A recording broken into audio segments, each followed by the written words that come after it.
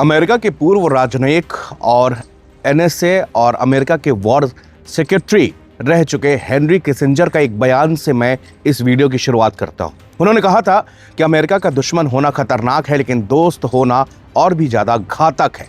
आज पूरा middle east के देश यही सोच रहे हैं कि काश अमेरिका हमारा दोस्त ना होता। ईरान ने साफ कर दिया है कि अगर अब भी अमेरिका नहीं माना तो वो फिर अमेरिका की टेक कंपनियों को निशाना बनाएगा। ईरान ने अमेरिका के उन जगहों पर वार किया है जो सदियों तक ट्रंप कभी भूल नहीं पाएंगे। लेकिन ट्रंप यहां पर एक बहुत बड़ी गलती कर गए। ट्रंप ने सोचा था कि Iran same to same Venezuela के तर्ज पर एक देश है जिस पर जाके वो आसानी से खामेनेई को मारेंगे और सत्ता बदलकर अपनी सत्ता बैठा देंगे और वहां का जितने भी तेल के कुएं और प्राकृतिक संपदाएं हैं उस पर कब्जा कर लेंगे। ट्रंप यहां पर गलत हो गए।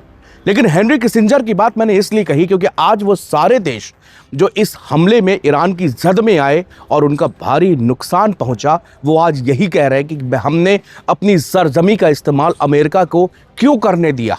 थोड़ा गौर से समझते हैं इस पूरे 28 फरवरी से लेकर आज दिन तक के इस युद्ध को आसान भाषा में समझे और इसका एक डीप एनालिसिस अगर हम लोग करें तो क्या समझ में आता है।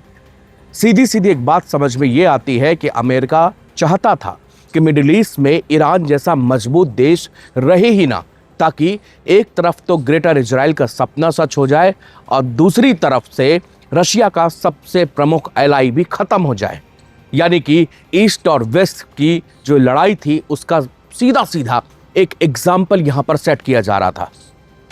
रशिया ने इस युद्ध में ईरान की पूरी मदद करी, हर तरीके से सैटेलाइट इमेजेस दिया, सटीक डेटा दिया, जिससे कि ईरान इस तरह के अटैक कर पाया जिससे दुश्मनों को भारी नुकसान पहुंचा। सऊदी में, यूएई में, कुवैत, हर जगह पर ईरान ने बम बरसाए, मिसाइलें बरसाई। ट्रंप गच्चा कहां खा गए? दरअसल ट्रंप इस अपने दम में रहे कि हम अमेरिका हैं और हम वर्ल्ड की सुपर पावर कंट्री हैं, हमारे पास वर्ल्ड की बिगेस्ट इकोनॉमी है, वर्ल्ड की बिगेस्ट डिफेंस फोर्सेस हैं। लेकिन एक जगह पर आप बहुत बड़ी चूक कर पाए। वो चूक थी कि आपका हर एक डेटा, आपकी हर एक इंटेलिजेंस का इनपुट ईरान के पास था, लेकिन मोसाद का पूरी तरह से ईरान के चप्पे चप्पे में घुसे होने के बावजूद भी आपके पास में नेताओं के सटीक रिकॉर्ड तो थे, लेकिन आपके पास उनके वीपन्स के कोई भी रिकॉर्ड आपके पास मौजूद नहीं था, कोई भी इंटेलिजेंस आपको नहीं थी। मोसाद ने ईरान के हर घर पर घर कर रखा है, इसमें कोई दो राय नहीं। इतने बड़े बड़े इस्माइल हानिया के जैसे लोगों को, और उसको ये भी तक पता होता था कि ईरान के किस बेडरूम में कौन सा व्यक्ति किसके साथ सो रहा है, यह भी मोसाद के एजेंटों को पता होता था। लेकिन यहां पर बंकर बस्टर बम गिराए जाने के बावजूद ईरान के लड़ने की शैली में 1% का भी फर्क ना आना, यह बताता है कि ईरान का अभी भी बैलिस्टिक मिसाइल भंडार पूरी तरह से सेफ है।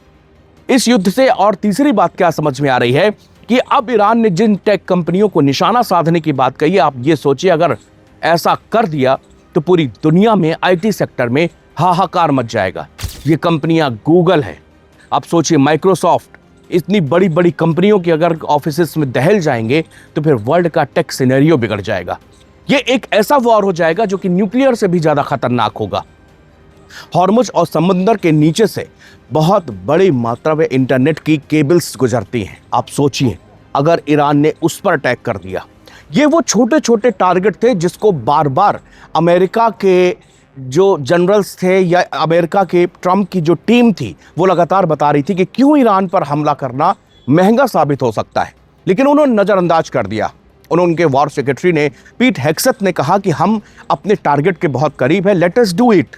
आप टारगेट के तो करीब थे, बिल्कुल थे, क्योंकि खामनेई को आपने 28 तारीख को ही मार दिया, लेकिन उसके बाद में आपको ये नहीं पता था कि किस तरह से ईरान ने अपनी पूरी जो फ्रेमवर्क है अपना, उसको अलग अलग टुकड़ों में बांट रखा है। यानी कि मैं नहीं तो तुम नहीं तो ये। टारगेट क्लियर है, आप उठाइए पेपर, देखिए अटैक कहाँ करना है।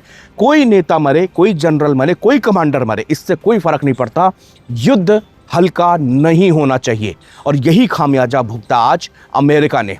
अमेरिका कह रहा है कि वो 2-3 सप्ताह बाद रैप अप करेगा। मुझे शक है ये रैप अप ऐसे नहीं करेगा। अमेरिका का इतिहास अगर देखें तो हमने हमेशा देखा है ईरान युद्ध भले ही अमेरिका ने जीते ना हो, लेकिन दूसरे देशों को तबाह करने में इसका पूरा योगदान है।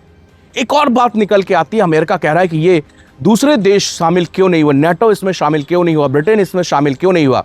तो इसके पीछे सबसे बड़ा रीजन यही था कि रशिया और यूक्रेन का वॉर, यानी कि अगर नेटो और ब्रिटेन इस युद्ध में उलझते तो उधर रशिया को एक खुला मैदान मिल जाता। और जेलेंस्की इसी बात से घबरा रहे थे कि अगर यहाँ से नेटो ने मदद हटाई या कम की, या ब्रिटेन यहाँ से कम मदद करेगा, तो फिर हमारा नुकसान होना तय है।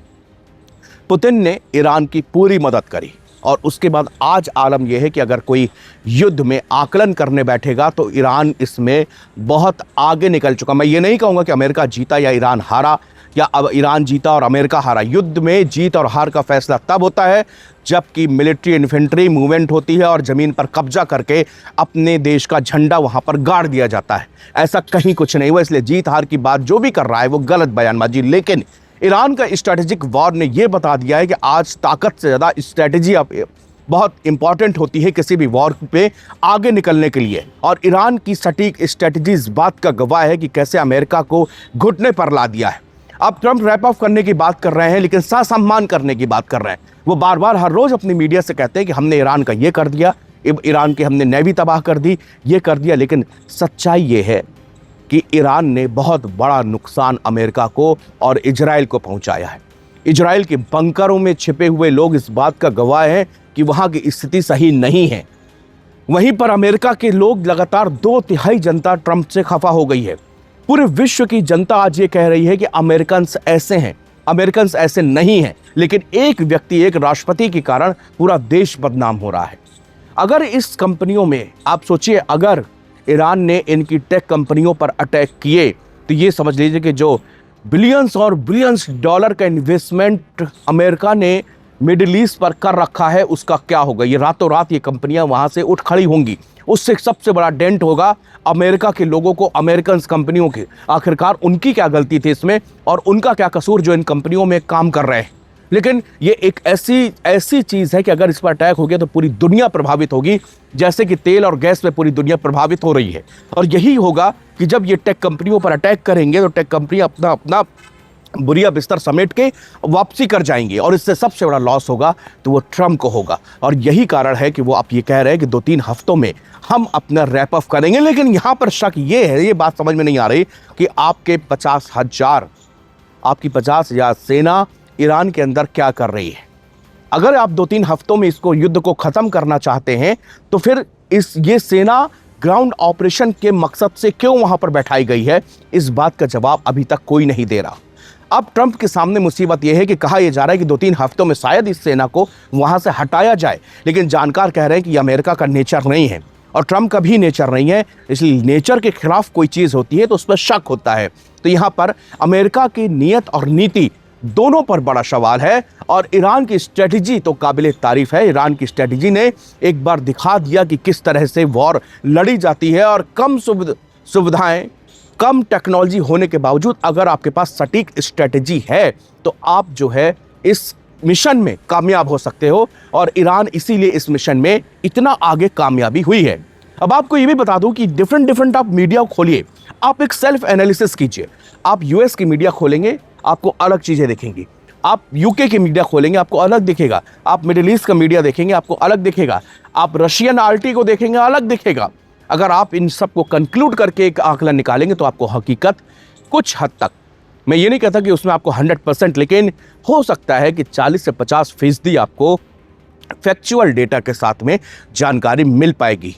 अकेले अमेरिका ने $40 बिलियन का इन्वेस्टमेंट यूएई में कर रखा है। आप एक छोटा सा एग्जाम्पल ले लीजिए। ये सऊदी अरब में विजन 2030 के तहत मिलियंस ऑफ डॉलर का इन्वेस्टमेंट अमेरिका ने वहां पर किया है, इन अमेरिकी कंपनियों ने किया है। इनका क्या होगा आप सोचिए। एक झटके में अमेरिका की इकोनॉमी पर असर आएगा, अमेरिका के लोगों पर असर आएगा। और ऐसा नहीं है कि अमेरिका कोई तानाशाही देश है, एक डेमोक्रेटिक कंट्री है। वहां की जनता सड़कों पर आ जाएगी और ट्रंप जो मिड टर्म इलेक्शन होने वाले नवंबर में उसमें बुरी हालात हो जाएंगे। और इनको समझ में नहीं आएगा कि दरअसल जिस दुश्मन को ये निपटाने चले थे उसने स्ट्रैटेजिकली इनको निपटा दिया। अब सबसे बड़ा खतरा खाड़ी के उन देशों को है और इजराइल को है जो कि इस वॉर पे इनके अमेरिका की तरफ से लड़ रहे थे। मिडिल ईस्ट के वो देश जहां पर अभी भी तबाही का आलम मचा हुआ है। लेकिन अब सऊदीया ने या मिडिल ईस्ट की गलती सिर्फ इतनी थी कि उन्होंने अपनी सरजमी का इस्तेमाल अमेरिका को करने दिया और अपने बेसिस वहाँ पर बनाए। और अब अगर स्ट्रेट आउट हॉर्मुज, जैसा कि ट्रंप ने कहा कि अब आप अपना अपना देखिए, अगर ऐसा हुआ और वो गलियारा नहीं खुला जहाँ से ऑयल और तेल और गैस के सिलेंडर होकर दुनिया के तमाम देशों तक पहुँचते हैं, तो फिर इसका जिम्मेदार कौन होगा? ईरान ने साफ कर दिया है कि भाई फ्रेंडली नेशन के शिप यहाँ से गुजरेंगे, बाकी यहाँ पर टोल टैक्स देना पड़ेगा आपको। यानी कोई भी देश अगर वहाँ से अपना शिप निकालेगा तो एक मोटी रकम जो है वो ईरान को देनी पड़ेगी। इसका कोई जिम्मेदार है तो वो ट्रंप है, क्योंकि अभी युद्ध से पहले ऐसी स्थितियाँ नहीं थी। दुनिया सामान्य रूप से चल रही थी, मार्केट सामान्य था, शेयर बाजार सामान्य था, क्रूड ऑयल की दिक्कतें नहीं हो रही थी। लेकिन अब दुनिया के सामने एक सबसे बड़ा संकट है कि क्या युद्ध की समाप्ति के बाद भी उनके शिप निकल पाएंगे, क्योंकि उनके ऊपर जो फ्रेंडली नेशन का, अमेरिका के जो फ्रेंडली नेशन है, सबसे ज़्यादा उनको खामियाजा भुगतना पड़ा। इसलिए मैंने जहाँ से इस वीडियो की शुरुआत की थी, अंत भी वहीं से करता हूँ कि किसिंजर ने कहा था कि अमेरिका की दुश्मनी खतरनाक है लेकिन दोस्ती घातक है। आज ये किसिंजर की बात याद कर रहे हैं और कह रहे होंगे कि वास्तव में दोस्ती घातक सिद्ध हुई है ट्रंप के साथ में। इतिहास हमें सिखाता है और इतिहास ने हमको यही सिखाया है कि जब जब अमेरिका ने हिंदुस्तान के हमेशा पीठ में छुरा ही भोंका है। आप देख लीजिए, आज़ादी के बाद से, चाहे वो 65 हो, चाहे वो 71 हो, चाहे वो 99 हो, चाहे वो न्यूक्लियर टेस्ट हो, हर समय इसने अड़ंगा लगाया। लेकिन हमारा देश इस मजबूत स्थिति में था कि हम वहाँ से गुजर पाए। हमारा नेतृत्व इतनी मजबूत स्थिति पे था, हमारे देश की जड़ें और हमारी बुनियाद इतनी मजबूत थी कि ये हमें हिला नहीं पाए। वरना इन अंग्रेज़ों ने कोई कसर छोड़ी नहीं थी आज़ादी के बाद भी हिंदुस्तान को डाउन करने की, नीचे दिखाने की, तोड़ने की।